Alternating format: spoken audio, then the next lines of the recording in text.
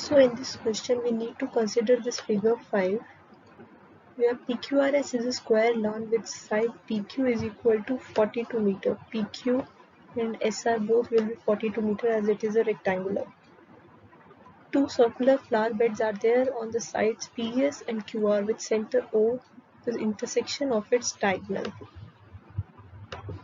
Find the total area of the two flower beds. The area of two flower beds is this shaded area, so we need to find this shaded area. To find the area of flower bed, first let's consider OR to be X. This OR is equal to X and all these OR, OS, OP and OQ all are equal as we are considering it to be radius of this arc formed. So OR is equal to X and X square plus X square will be equal to SR square and SR square is equal to 42 square. So X square plus X square is equal to 2X square is equal to 42 square. This will give us the value of X to be 21 root 2 meter. Now we know this value X to be 21 root 2 meter. Now area of one flower bed is equal to area of segment of circle. One flower bed is this area of segment of circle.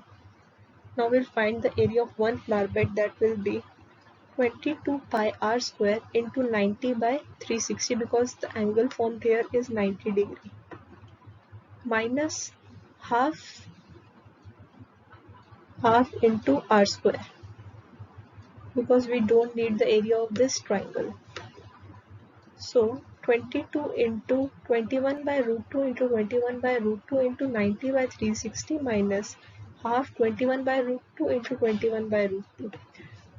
After solving this, we'll get 693 minus 441 which is equal to 252 meters square. This is the area of one flower bed and we have two flower beds of similar area, same area. So the area of two flower beds will be 2 into 252, that is 504 meters square, which is our required answer.